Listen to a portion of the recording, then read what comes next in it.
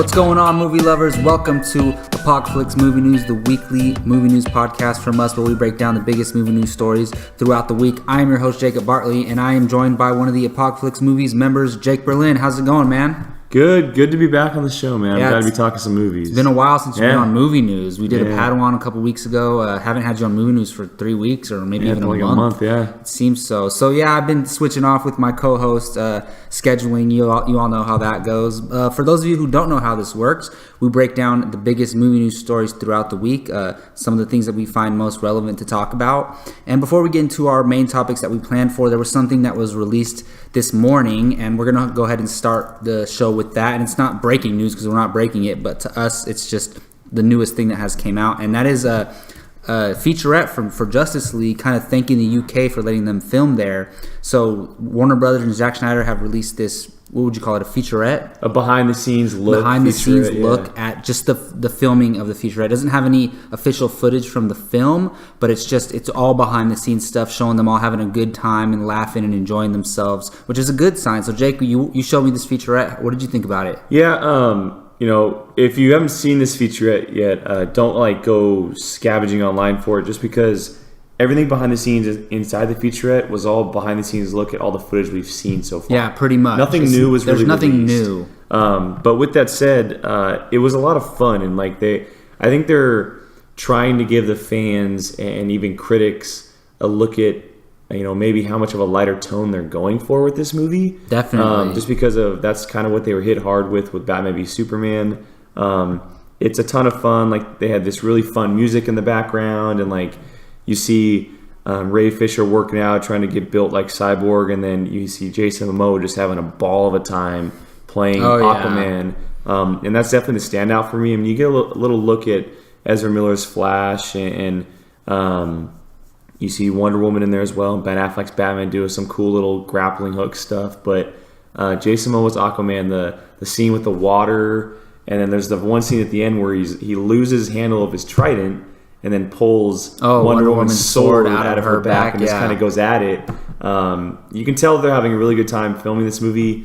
It was a fun featurette, nothing really new. The one thing that I will say is that there was no Superman in sight, which is kind of what we expected anyway. Yeah, they're not showing Superman. Yeah, I hope they don't show him at all. I agree. But they're going to. I think so. In the final trailer. At some point, in the final trailer. Maybe like a Darth Vader moment from Rogue One. They show. It'll just Superman be very subtle. A hint. But no, it was a fun featurette, and I think that they're doing it right by showing us that they're having a lot more fun with this movie. So. Yeah, I think that's the biggest thing to take away from this. Like you said, there's nothing new. There's no new footage. It wasn't for that. It was to show, first of all, to thank the UK, and then also to continue this change of tone that they're going for. They're not making it Avengers Age of Ultron. That's not what they're doing. They're just setting their own style of comedy. They're trying to show that they're going lighter and funnier, for lack of a better term, in their own way. They're not copying anything that any other studio is doing with their superhero properties.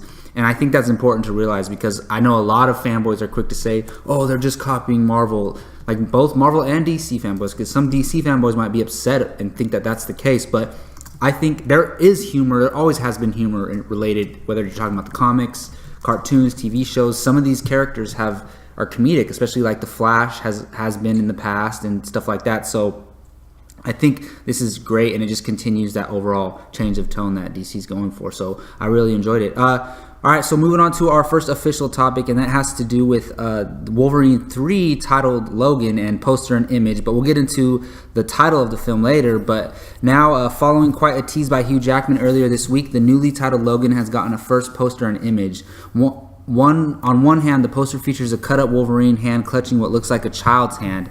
As for the image, it gives us our first look at Patrick Stewart's aged Charles Xavier. Logan will be the final time we see both Hugh Jackman and Patrick Stewart in their respected roles, supposedly.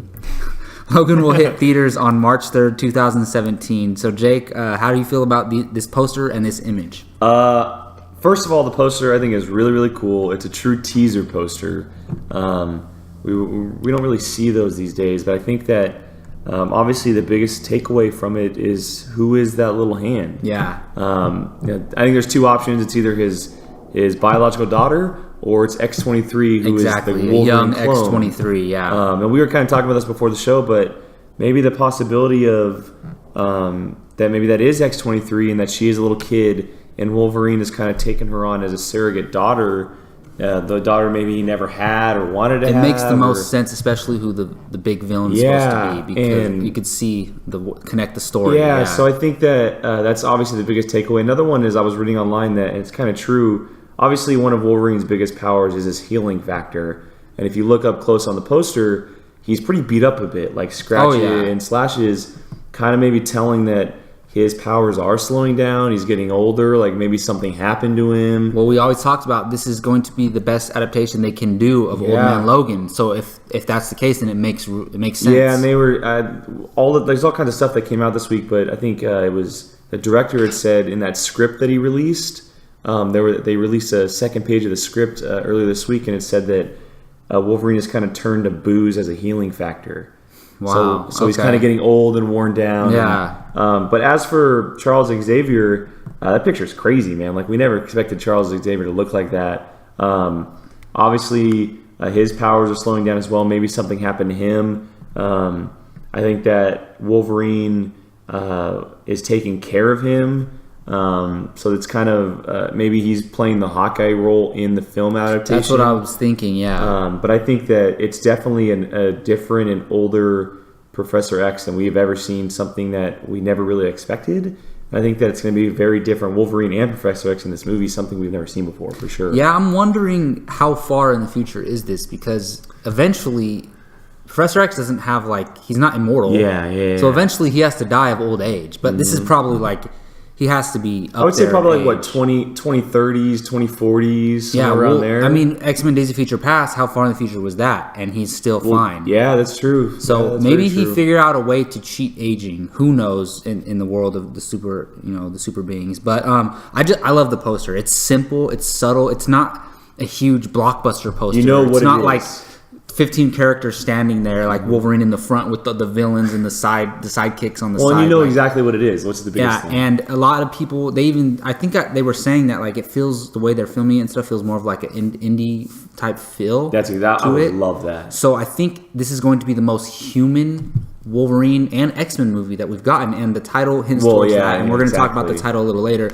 And as far as the Professor X image goes, it makes sense. If we're going to be in an adaptation of Old Man Logan, it's going to be a broken down world, a heavily lived in world, and everyone's going to be, broken down and like almost feel like they're beaten style, and apocalyptic. So it makes sense, and the healing factor makes sense. And if that is a young girl's hand, we don't know if it's a young girl or a young boy, but if it is a young girl's hand, I'm betting on it's X-23. She's young. They're trying to protect her from Nathaniel Essex, a.k.a. Mr. Sinister. I mean, that makes the most sense. Maybe they created her. Exactly. And he saved her. He saves her, and now they're coming after them for her. That makes the most sense. Who knows? We're just putting the pieces together. But all in all, I think everything from this looks amazing so far. So, all right, moving on to our first trailer of the show. Although it's been done filming since last summer, we have yet to see anything on Disney's Pirates of the Caribbean Dead Men Tell No Tales. Dead Men Tell No Tales is the fifth installment in the franchise and sees Johnny Depp return to his popular role of Captain Jack Sparrow as he takes on the ghostly pirate Captain Salazar, played by Javier Bardem, who is determined to kill every pirate at sea. The movie also stars Orlando Bloom, Brenton Thwaites, I don't know how to pronounce that. Thwaites, however, Kaya Scodelario, Joffrey Rush, and sails into theaters on May 26, 2017. So I'll go ahead and start this one off. And yeah, I liked it overall. I liked the feel of it. I liked that they didn't show Captain Jack Sparrow in this trailer. That's the thing, because they could have easily started the trailer, a boot in the sand, go up, it's Johnny Depp, and him saying a comedic line. But no, they're focusing on the villain. Javier Bardem is a great choice for this. I think he looks like a pirate, but he's I don't know what he is. He's like a ghost or zombie type pirate. Yeah. The only thing I'm iffy about is the special effects. I know it's a teaser, so maybe they're gonna touch it up, but I didn't like the way his face looked. Like, it was like, really, it was like you see moving. the way his hair was moving. Yeah, I don't know, why is he moving? Is because if he's a ghost, it yeah. makes sense. But I don't know. It didn't. Maybe they're gonna touch him up, but I didn't like the way it looked. But just the way they set up the trailer, and we don't know who that kid is. I mean, we're kind of he might be Will Turner's son. That's what I was thinking. I think there was rumors about that a while ago. But just as far as Javier Bardem playing the villain and the way he talked and everything, I buy that completely. Yeah. Not so much the special effects, but they could always fix that. Jake, how do you feel about the teaser? I liked it. I think that, like you said, they did a great thing as far as not showing Johnny Depp because it is Captain a tease. Jack. It's not a trailer. Yeah, and I think that them not showing Jack Sparrow is kind of a testament as far as, this is the first time since the original Disney has brought in a new director or writer on the franchise, and maybe they are going to bring it back to what it was in the originals, or the original first two anyway, and maybe it is going to end up being a really, really good movie. But I do like Javier Bardem as the villain. I disagree. I think his hair, the movement, and everything was really cool. Hey, if you like it, you like it. Yeah, I think that who knows? It was a different kind of feel and play on the ghost, I guess you could say. I like these movies, just because the scope and scale of them are so big, and they go for it like so much. Like the last one was about the Fountain of Youth or whatever. Yeah, so you liked the 2 and 3. I liked 2, I didn't like 3 as much, but I was still okay with it. 4 was the bad one. Yeah. 4 was the bad one. I love 1. Like, 1 is unbelievable. Awesome. I love 1. Yeah. I agree. But they're going after Poseidon's trident in this one. I don't know if you knew that. I did know that, but I didn't think about it as I was watching this teaser, because they don't hint towards that at all in the teaser. And they're touching on like this I love that because stuff. I love like Greek mythology and all that stuff. I'm a huge fan of all that. So if they can incorporate that in somehow, I think I'd enjoy that. They're touching on all this big stuff, and I think it's a really cool idea. And I think that they're taking the franchise in a new direction, which they need to, and they're bringing back some old players, like you see Jeffrey Rush in there. He's being brought back. I think bringing back Orlando Bloom. I'm curious why they couldn't get Keira Knightley to come back. Yeah, man, that's what I was hoping for. Or maybe that would be like a fun surprise in the film. So maybe they don't announce that yet. But it's hard to keep things under wraps. Well, and also, don't forget that Orlando Bloom, he's deemed to the ship. He can't step on land. That's right. And so maybe if Brenton Thwaites does end up becoming his son, maybe he's so much like his father, he went off to sea and she's still on land somewhere. That makes sense. And maybe she comes back later on, but remember, he's locked down on that ship. I forget the ship's name, but it's me too. I'm not what's sure. his name ship? But I think that the teaser was cool. It's a good idea of not bringing in Captain Jack Sparrow, and it gets me excited for seeing a full trailer. So yeah, we'll see. Hopefully, this one is not as bad as I agree. the previous ones, the most recent ones. All right, so way back in March 2015, it was reported that Disney was working on a live action adaptation of their popular 1998 animated property Mulan. The project went through multiple writing teams and plans through the years, but Variety is now reporting that Disney has found their team of writers and setting the live action take of Mulan for November 2018. Producers will soon be locking down a director, followed by the casting process, which will hopefully include bringing back Eddie Murphy as Mushu the Dragon. So Jake, you hear this news? What do you think, man? I love it, and I think that it's interesting coming right after The Lion King, like kind of announcing another live action remake and kind of taking away the sales. And we're from getting The Lion Beauty King. and the Beast before this. Yeah, but Mulan is one of my favorite Disney movies. I grew up on it. I remember watching it as a kid over and over again. I think it's a very fun, playful movie. It's based on a Chinese legend of Mulan herself. It was very fun, and unlike what they're doing with the live action, The Jungle Book and The Lion King, this actually involves humans. So it's very different. It's like Beauty and the Beast. It's like Cinderella, which I'm excited to see them kind of get back to. And it also brings in, like you said, Mushu the Dragon. Bring Eddie Murphy back. That would be awesome. Yeah, that would be awesome. So I think it's very good idea. I think that Mulan is one of their more popular properties from back in the 90s. And it touches on another side of the world, which is very important with these movies, obviously. I think, you have to be diverse. Yeah, so I think it's a fantastic idea, and I'm very much looking forward to it. I hope that they cast someone who's unknown in the Mulan. They will. It's going to be, I forget exactly what race she is. Chinese. Is she just Chinese? Yeah, and I knew it was Asian descent. Someone I don't know if you know the name Jamie Chung. I've heard of her, yeah. She would be a good choice, but she's a little bit too well known. I think someone unknown and maybe even a Chinese actor would be But they definitely have to stick to the Asian roots on this. For sure. No, hands down, no matter what. See, Mulan is not one of my favorite Disney films.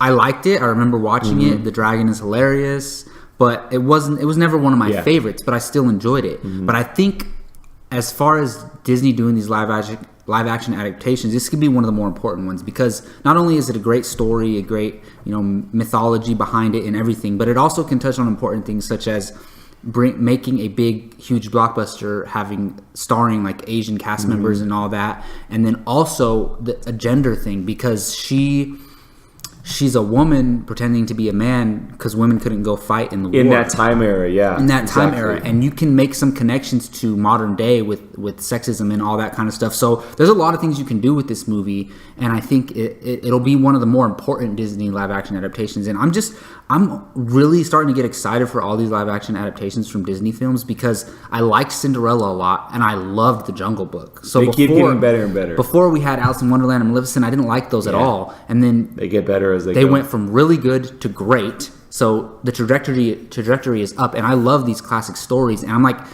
getting as excited as I do for like superhero films about these. So I can't wait for the next one. These are the movies when we were kids. Exactly.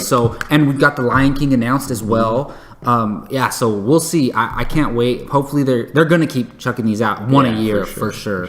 All right, so on to our next topic. So the best-selling novel Murder on the Orient Express is getting a film adaptation due out next year, and it has just received some big names to its cast.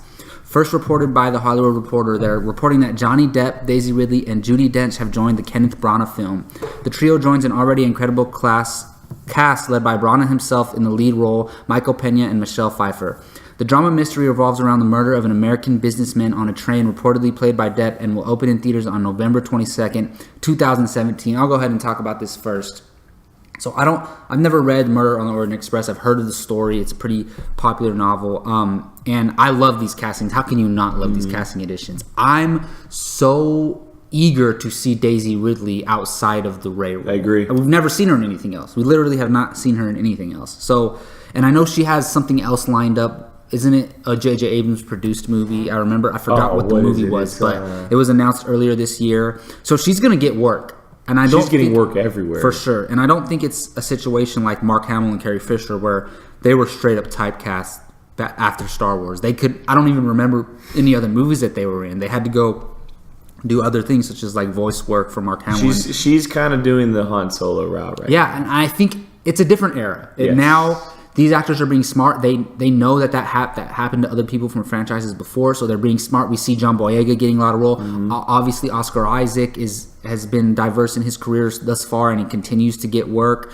And Domhnall Gleeson, I don't think any of these actors are going to get typecast. Adam Driver's doing his thing, so I love that because I love seeing them. I love them all in their Star Wars roles, and I love seeing them in other things as well. Johnny Depp. You can't go wrong casting Johnny Depp. He's one of the best working today, whether you like his outrageous roles or not. And Judi Dench is a great cast. You don't go wrong adding talent, of course. And the cast is already amazing. I kind of forgot that Kenneth Branagh was an actor as well. Yeah. I kind of forgot about that. And I'm curious to see how it'll work with. I don't know if he's ever directed himself in a film. I'm sure he has. He did. It was the Jack Ryan Shadow Recruit with Chris Pine. He was the villain. Sure he has. But overall, with this cast, I'm really looking forward to this. Jake, how do you feel about it? Yeah, I agree. I think that the cast is phenomenal, and this kind of story it is. This cast, it's outrageous. It's almost like This Weekend's the Girl on a Train. That cast is phenomenal, or even Gone Girl, one like that. Oh yeah, it's that type of film. It's interesting having Johnny Depp play the man who gets murdered, which kind of seems almost like a supporting role. And definitely. There's nothing wrong with that. Yeah, but it'll be interesting to see how that happens. Does he get murdered in the beginning of the movie? See, we don't know the story. If maybe it happens in chapter 1 in the book. We don't know. Exactly. So that's definitely interesting. I think Daisy Ridley, obviously, we both love her. Ray is always in our hearts from now on, obviously. And I think that seeing her get work outside of Star Wars is fantastic. Judi Dench, she's been around for a very, very long time. She's best well known for her role as M in the James Bond movies. Recently, yeah. Yeah, well, it was Daniel Craig and the Pierce Brosnan ones. So seeing her in there is awesome. Michael Pena has been on the rise for a while. Him and Ant-Man, a bunch of other movies. And then Michelle Pfeiffer, kind of seeing her get back into the fold as well is awesome. The movie sounds awesome. I like Kenneth Branagh as a director. He did Cinderella, he did the first right? Thor and Cinderella, which I love both of those movies. Yeah, they're both really well, and I think that seeing him do this kind of film is he's doing something different than he has. He's been doing these fantastical blockbusters. Yeah, it'll be very interesting to see him do this kind of film, yeah. and I'm just interested to see how it takes place. Does it take place on the train the entire time, or or whatever it is. But I'm down for the movie and for the cast as well. So yeah, I'm loving these crime thrillers that are coming out. Like ever since Gone Girl, I've been like fiending for these, and we get Girl on the Train, and we're getting like The Accountant and stuff like movies like those. The I mystery love. movies, and this is kind of one of those as well. So bring back Clue. I know for sure. Someone's gonna do it, so we'll see. All right, our final trailer of the main topics is one that will no doubt be a tough watch. Patriots Day, which is directed by Peter Berg and stars Mark Wahlberg, follows the horrific events of 2013's Boston Marathon bombing and what transpires afterwards. Wahlberg plays a police sergeant who is working the event and becomes part of the first responders after the incident. Patriots Day also stars John Goodman, Kevin Bacon, J.K. Simmons, Michelle Monaghan, and hits theaters on December 21st of this year. So, Jake, how do you feel about this, man? The trailer was very, very good. This is a very tough topic, obviously. Very recent, and, we were talking about it before the show even started. It was kind of pushed out pretty soon, but that's because there's a few of these films coming out. Oh, yeah. And, this is something that'll be very hard to watch for a number of people. I think that the trailer did a great job of capturing what happened, but in a very smaller scale way. It didn't show the explosion. And when the explosion, I'm glad it didn't. And when the explosion happened, all the sound went off, and it played on this very emotional tie of the film. And Peter Berg's an interesting director because he did Lone Survivor, he did this year's Deepwater Horizon. He's done a number of projects in the past, but his directing style, it almost looks like a documentary in a way. It does. The way he kind of shoots movies, and that's the type of directing that kind of fits this film because he pays attention to the emotion and what kind of takes place outside of the explosion. Because it's a true story, so the more realistic you can make it, the better. And, we talked about it before the show even started, but him and Mark Wahlberg, this is their third film together doing a true story event. And two this year, like months apart from each other, which is crazy. Both have been phenomenal. Lone Survivor and Deepwater Horizon. I haven't seen Deepwater Horizon, but I've heard nothing but good things about it. So it's only a plus for this film. I think that they're going to try and do their best to give us the best film just because it is such a horrific event.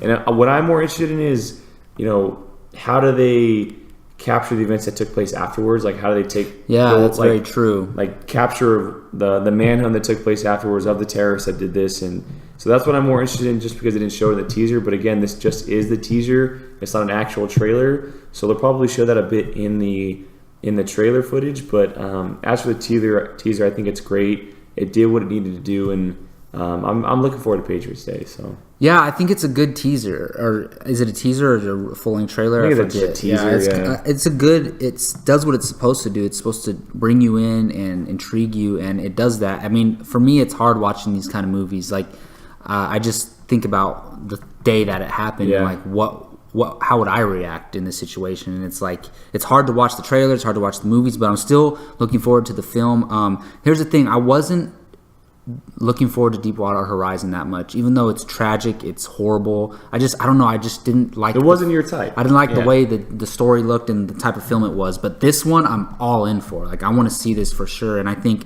it looks amazing. I think they're releasing it in December, potentially for like hopefully a Best Picture nomination type film, and I think the subject matter calls for that. Not that like every true tragic story has to do that, but I just think why not? You set it in December and get that stuff too. So yeah, I think it did a great job of doing what it was supposed to do, and the music in the background is what the slow me. It was very, exactly. Very good. It was really effective for sure. All right, so it looks like another popular long-running video game franchise will be adapted to the big screen. While it's been in the works for some time now, the Gears of War movie is finally moving forward over at Universal as Microsoft revealed the plans during a live stream for the new game. It's unclear at this point if it will be a straight adaptation, as no other details were noted, but many expect it to feature Marcus Phoenix as his soldiers of Delta Squad as they fight to survive against the Locust Horde. So, Jake, I don't know much about Gears of War. I don't think you do either, but how do you feel about this news? I don't know a ton about it. My roommate Shaw, he's kind of a video game fiend, and he plays all these video games. And we were actually talking about the movie last night, and he just yelled out, "Damn it, I'm going to go play this game right now." Because he was like so excited, just made him talking think about the game. Yeah, and he said that a few of the characters have like really strong emotional backstories because it basically... I don't know if it takes place on Earth. It might take place on another planet. I'm not sure, but it sounds like a very, very interesting topic for a film. the video games are very popular. It's kind of another first-person shooter game that's going to be brought into the big screen world. But I've heard great things about the video game. I think it's a game that can be set for the big screen universe, kind of like Assassin's Creed was, where it's such a big universe that they can kind of bring it back to small scale and focus on this small group of soldiers and kind of create this unit that people are going to want to go to for multiple movies down the road. But it sounds exciting, and I think that finally moving forward after so many years on the shelf is a good thing.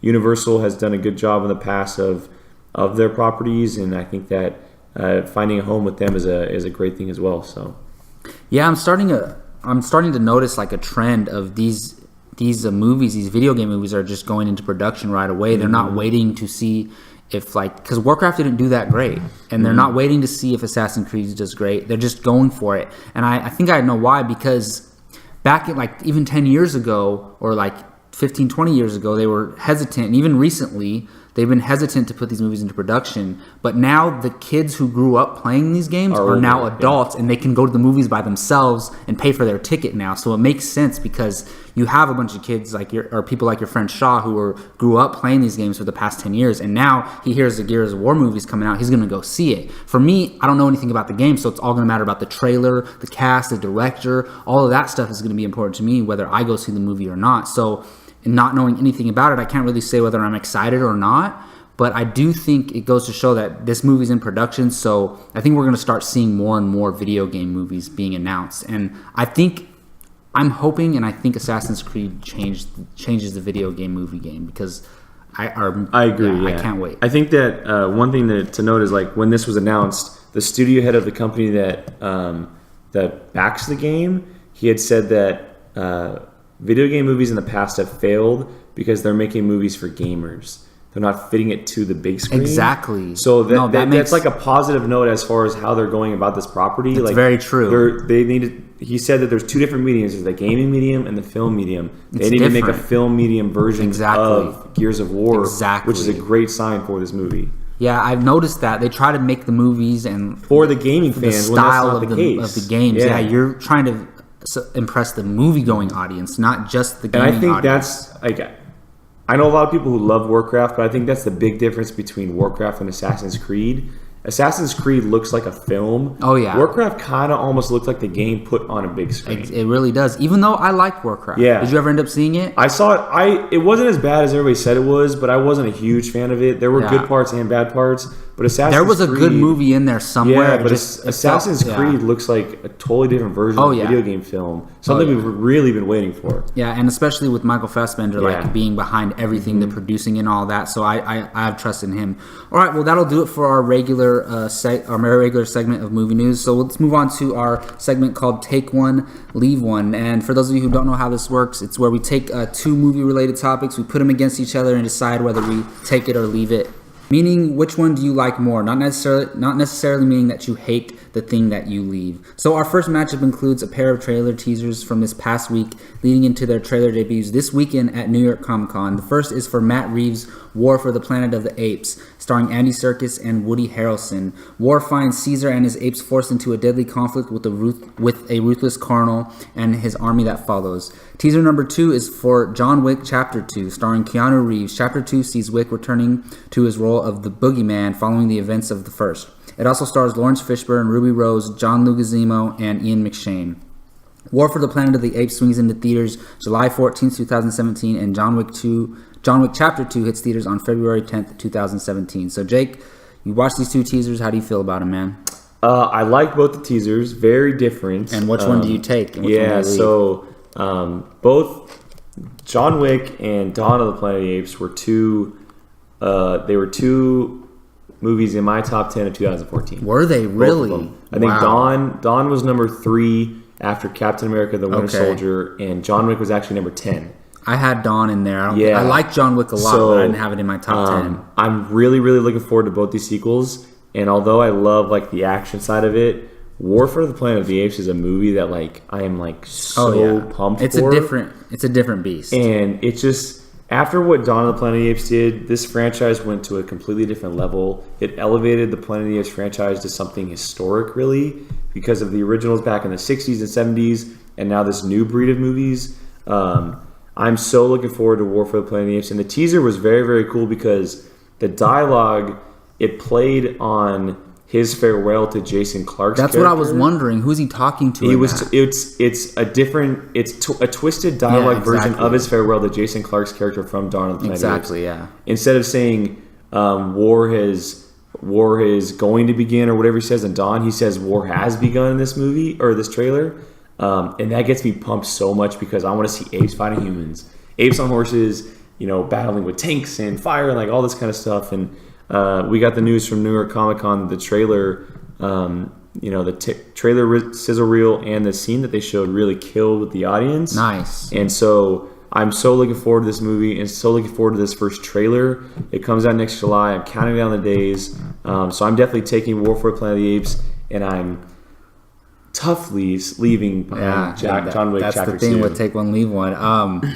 Yeah, I'm going to have to agree. I'm taking War for the Planet of the Apes and leaving John Wick 2, but I liked both of the teasers a lot. I really liked the John Wick one, actually. Just the quick little action shots. Exactly, and I think John Wick 2 is going to step it up a level from the first one. I might end up enjoying because I feel like the first one was like very grounded. I feel like the second one's just going to go over the top. They probably have a bigger budget and they probably have a little more room to work with. Mm-hmm. But I got to go with War for the Planet of the Apes. I love Dawn of the Planet of the Apes, but I actually like Rise more. Really? I think that film is underrated. Oh, I agree. I love that movie too. Have you rewatched it recently? Not recently. So good. I watched it before Dawn. For me, I think James Franco is an underrated dramatic actor. Yeah. I think he did a great job. He was very subtle in that movie. I agree. He's not acting like James Franco, like outrageous party guy. He's actually acting, so that has to do with it as well. But I love both films. And this third one, if this third one is as great or better than those two, this is going to be one of the best trilogies of all time, hands down, no matter what.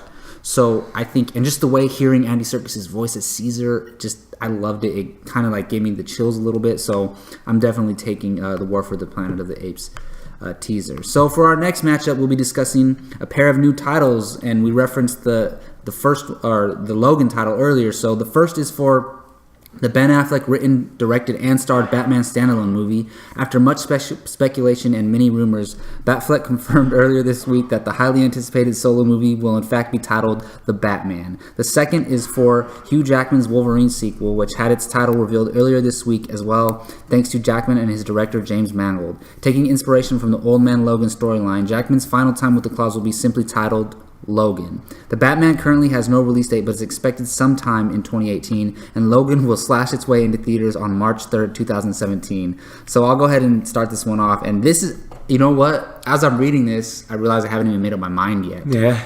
I have to take one of these. It's a tough one, man. I absolutely love both of these titles. Mm-hmm. But very simple and so yeah. It's a tie. But I fear I'm going to take the Batman and leave Logan. And here's why.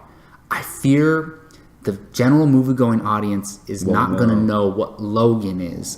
Like, if you went to the theater and you just saw, like, Logan, they're not going to know. Obviously, poster or trailer, they'll know. But I have a feeling, I don't know, did they announce this as the official title? Yeah, it's the official title. So I'm surprised it's not the Wolverine Logan or something like that. But I have faith in them that they will make sure people know it's a Wolverine film.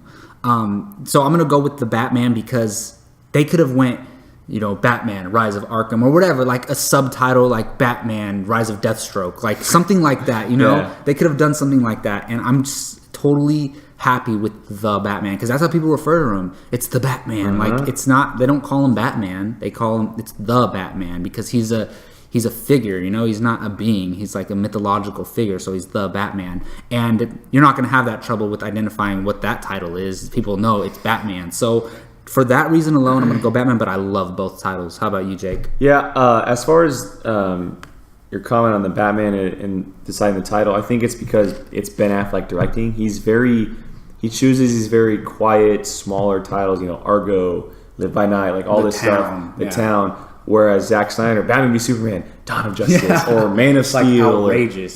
So I think that's kind of a play on why it's titled The Batman. I Do you agree. think the sequel will be called The Batman 2? Possibly, or something else, like Yeah. maybe, I don't know. I mean, yeah, maybe the Batman 2, or I think that'd be great. Like, who cares? Actually, now Yeah. hearing you say it, I was kind of joking. I don't but care. Hearing Like, you say it, it sounds the Batman 2, cool. like, fine. Hey, it's cool with me. But I agree. I love both these titles. Very simple, straight to the point. But I'm going to go the opposite. I'm choosing Logan. I don't blame you at all. It's a beautiful and title. my reasoning behind it is because as I hear it more and think about it more, this final time with Wolverine or Hugh Jackman with the claws is going to be more about the human version of him rather than a superhero version. Definitely. Of him. And it's really going to touch on not the darkness that he has, but what he's gone through the years as far as being Wolverine and all of the decades that he's been through, because he does have this healing factor. He ages so slow, and he's battling with Professor X now, and seeing him kind of age almost into his deathbed at some point, and going through seeing his friends die, and Storm and Cyclops and all these people die in front of him when he's still standing there.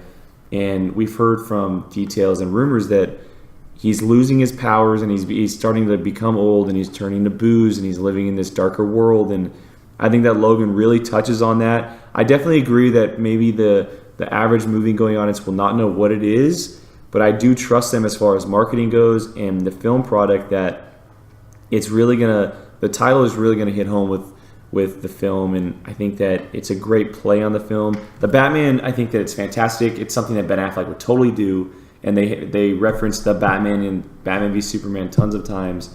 But I'm taking Logan and leaving the Batman just because I think the human side of the story is definitely more with Logan. Yeah, on that basis alone, I would probably choose Logan for sure because of what it means. But they both are very meaningful into what this iteration of the character is going to be. I just remembered that Logan is going to be rated R. Yeah. And I told you, I'm in the middle of reading Old Man Logan right now, and I don't think they're going to directly adapt it. They can't, because they don't have rights to certain characters. But there's certain things that happen in that story. I'm wondering if they're going to adapt those things. And wow, they could do some crazy stuff in this movie. Now the R rating makes complete sense because I'm reading Old Man Logan. Before I was like, it doesn't have to be rated R. If they're adapting it at all, yes, it does have to be rated R. All right, well, Gio's not here this week, so we do not have a Showdown Sunday. Shout out to Gio, by the way. Wish you could be here, man. So that's going to end our show. Jake Berlin, I want to thank you for joining me today, and let them know where they can find you on the web. Twitter, Instagram at Qui-Gon Jake. You can find me at Apocaflixmovies.com every day. Gio and I are trying to get our articles out as soon as possible. We're pretty busy with school and work and everything. But as well as his YouTube channel, check out our Padawan podcast. It's back on a regular basis every 2 weeks. Talking Star Wars with Jacob. We're excited. Rebels has started up, so we got some stuff going on there. And I'm your host, Jacob Bartley. You can find